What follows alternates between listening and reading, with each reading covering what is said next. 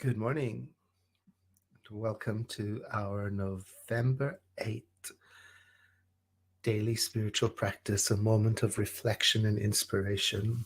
We take some time, just 10 minutes or so, each morning. This whole year we've been doing it to get situated and get our minds on the right track. I call it the track of understanding ourselves a little better in relationship to this thing called life. And we're using 365 Science of Mind as our guide for doing so. It's by Ernest Holmes, Daily Nuggets of Wisdom this month, November. The theme is gratitude and thanksgiving, and each of the, lessons is its own mini theme.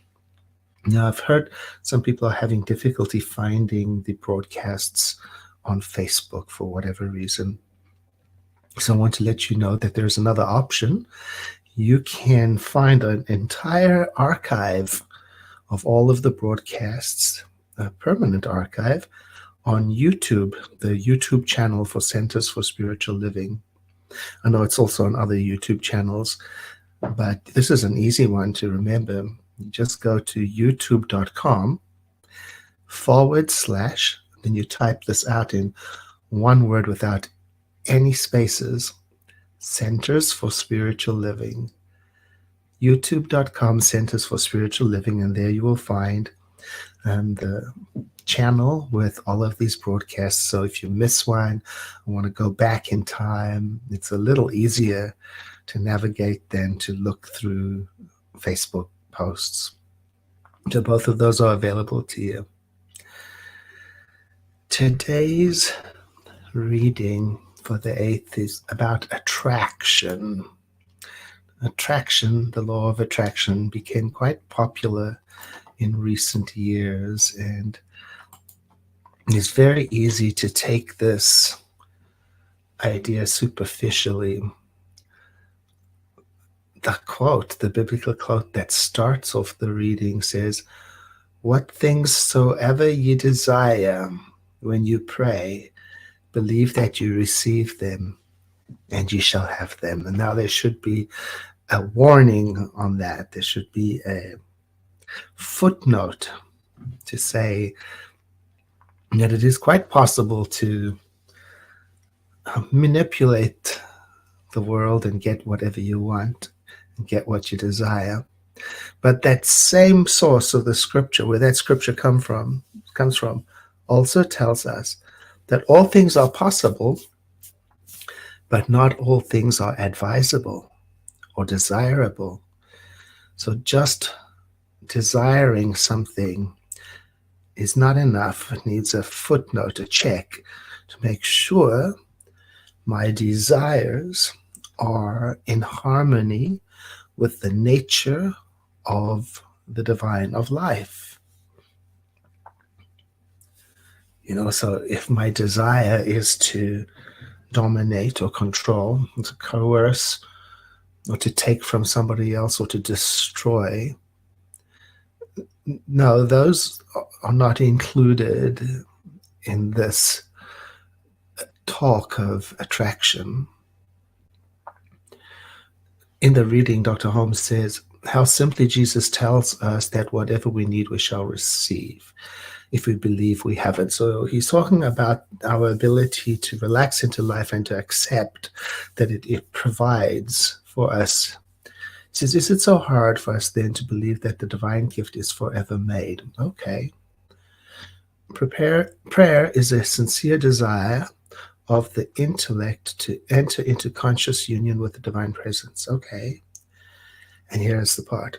And to receive direct from it every good thing that makes life worthwhile. Now, what is a good thing? That is a lifelong study. What is a good thing? My idea of a good thing might really be quite different from your idea of a good thing. We see in the world today competing ideas of good things, what somebody thinks makes life worthwhile.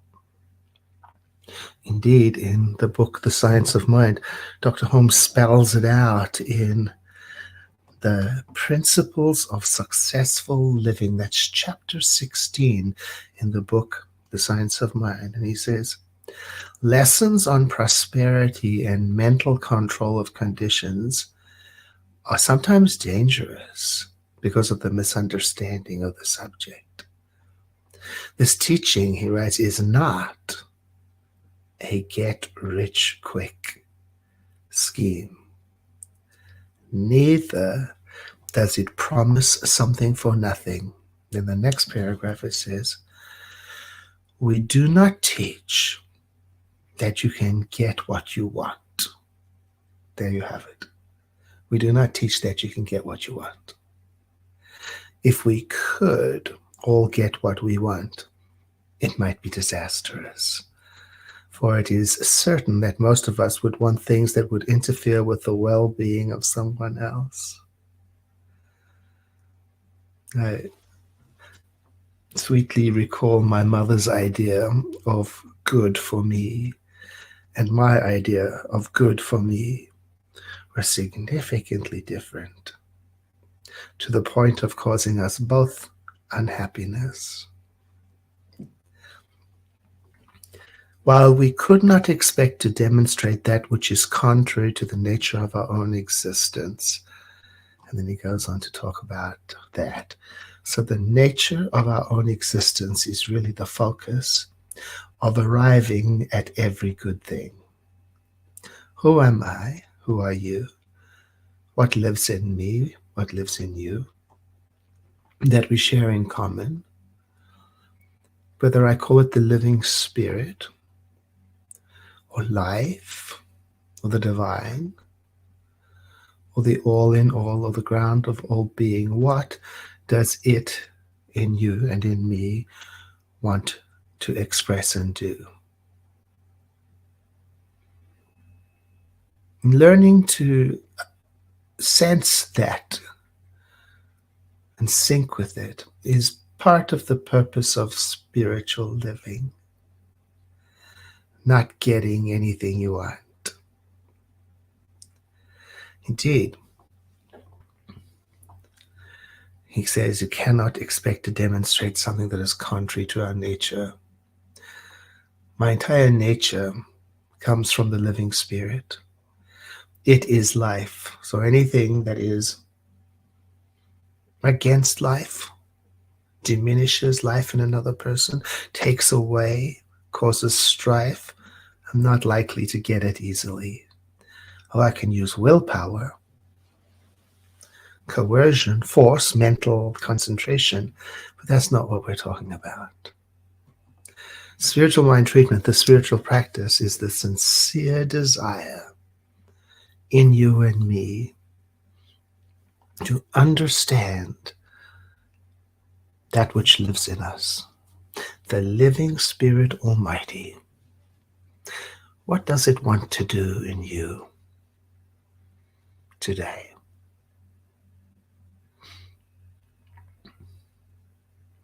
Let us take a moment to contemplate that.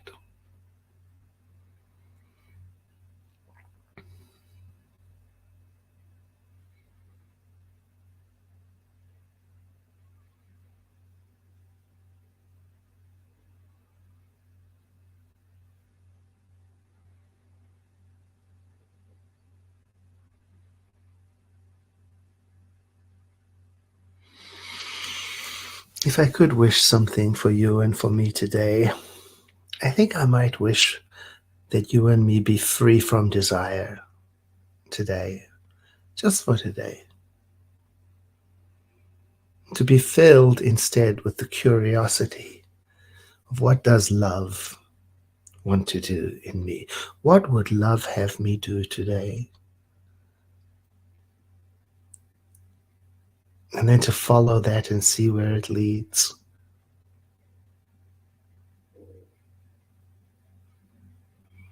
And then to let that which I reach for come from love. Because you know the way of love does not wish to force itself upon. It flows like water Have a blessed day, and consider visiting youtube.com/Centers for Spiritual Living. Consider visiting the World Ministry of Prayer. The address is in the description. It's quite easy to visit there and make a bookmark of it and call upon the practitioners every day this week. Why not? And thank you for letting me know where you're tuning in from. And thank you for the most wonderful messages and the responses to yesterday's broadcast about forgiveness. Very heartwarming. And I look forward to seeing you again tomorrow.